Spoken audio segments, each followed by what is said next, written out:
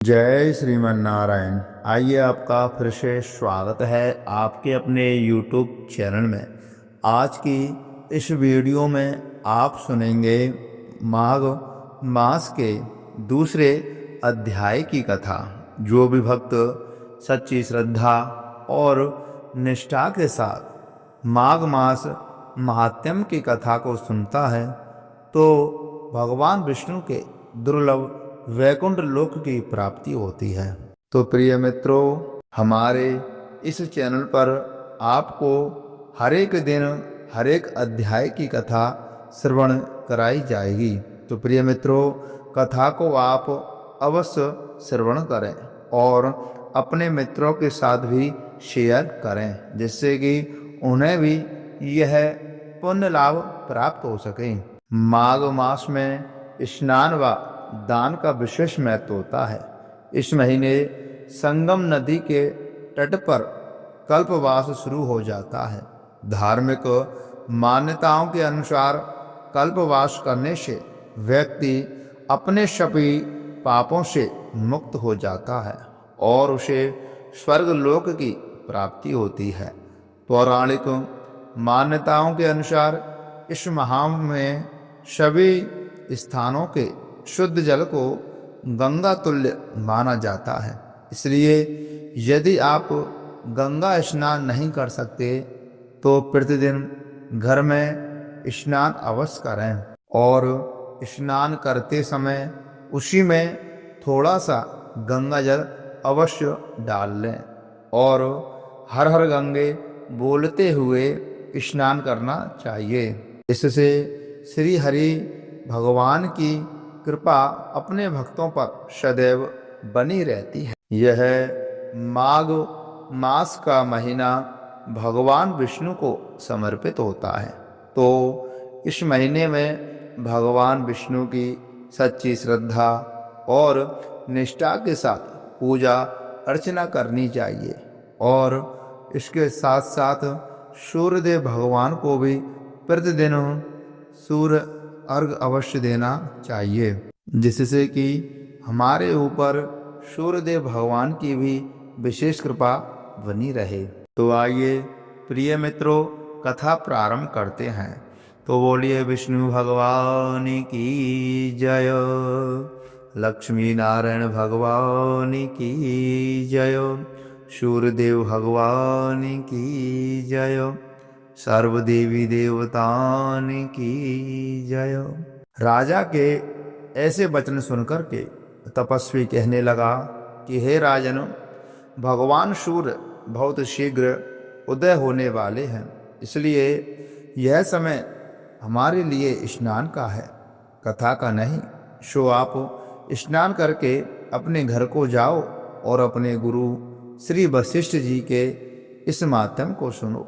इतना कहकर के तपस्वी सरोवर में स्नान के लिए चले गए और राजा भी विधि पूर्वक सरोवर में स्नान करके अपने राज्य को लौटा और रानी निवास में जाकर के तपस्वी की सब कथा रानी को सुनाई। तब श्री सूत जी कहने लगे कि हे महाराज, राजा ने अपने गुरु वशिष्ठ जी से क्या प्रश्न किया और उन्होंने क्या उत्तर दिया, सो कृपा करके कहिए। श्री व्यास जी कहने लगे, हे सूत जी महाराज, राजा दिलीप ने रात्रि को सुख से सोकर के प्रातः समय ही अपने गुरु वशिष्ठ जी के पास जाकर उनके चरणों को छूकर के प्रणाम करके तपस्वी के बताए हुए प्रश्नों को अति नम्रता से पूछा कि गुरुजी, आपने आचार, दंड, नीति, राज्य धर्म तथा चारों वर्णों के चारों आश्रमों की क्रियाओं, दान और उनके विधान, यज्ञ और उनकी विधियां, व्रत, उनकी प्रतिष्ठा तथा भगवान विष्णु की आराधना अनेक प्रकार से तथा विस्तार पूर्वक मुझको बतलाई। अब मैं आपसे माघ मास के स्नान के महात्म्य को सुनना चाहता हूँ। तो हे तपोधन, नियम पूर्वक इसकी विधि मुझको समझाइए। गुरु वशिष्ठ जी कहने लगे कि हे राजन, तुमने दोनों लोकों के कल्याणकारी वनवासी तथा गृहस्थियों के अंतःकरण को पवित्र करने वाले माघ मास के स्नान का बहुत सुंदर प्रश्न पूछा है। मकर राशि में सूर्य के आने पर माघ मास में स्नान का फल गौ, भूमि, तिल, वस्त्र, स्वर्ण, अन्न, घोड़ा आदि दानों तथा चंद्रायण और ब्रह्मा कूर्च व्रत आदि से भी अधिक होता है। वैशाख तथा कार्तिक में जप, दान, तप और यज्ञ बहुत फल देने वाले हैं, परंतु माघ मास में इनका फल बहुत ही अधिक होता है। माघ में स्नान करने वाला पुरुष राजा और मुक्ति के मार्ग को जानने वाला होता है। दिव्य दृष्टि वाले महात्माओं ने कहा है कि जो मनुष्य माघ मास में सकाम या भगवान के निमित्त नियम पूर्वक माघ मास में स्नान करता है, वह अत्यंत फल वाला होता है। उसको शरीर की शुद्धि, प्रीति, ऐश्वर्य तथा चारों प्रकार के फलों की प्राप्ति होती है। अदिति ने 12 वर्ष तक मकर संक्रांति में अन्न त्याग कर स्नान किया। इससे तीनों लोकों को उज्जवल करने वाले 12 पुत्र उत्पन्न हुए। माघ में स्नान करने से ही रोहिणी, सुभगा, अरुंधति दानशीलता हुई और इंद्राणी के समान रूपवती होकर के प्रसिद्ध हुई। जो माघ मास में स्नान करते हैं तथा देवताओं के पूजन में तत्पर रहते हैं, उनको सुंदर स्थान, हाथी और घोड़ों की सवारी तथा दान को द्रव्य प्राप्त होता है। अतिथियों से उनका घर भरा रहता है और उनके घर में सदा वेद ध्वनि होती रहती है। वह मनुष्य धन्य है जो माघ मास में स्नान करते हैं, दान देते हैं तथा व्रत और नियमों का पालन करते हैं। और दूसरों के पुण्यों के क्षीण होने से मनुष्य स्वर्ग से वापस आ जाता है, परंतु जो माघ मास में स्नान करता है वह कभी स्वर्ग से वापस नहीं आता। इससे बढ़कर कोई नियम, तप, दान पवित्र और पापनाशक नहीं है। भृगु जी ने मणि पर्वत पर विद्याधरों को यह सुनाया था। तब राजा ने कहा कि ब्राह्मण, भृगु ऋषि ने कब मणि पर्वत पर विद्याधरों को उपदेश दिया था, सो बतलाइए।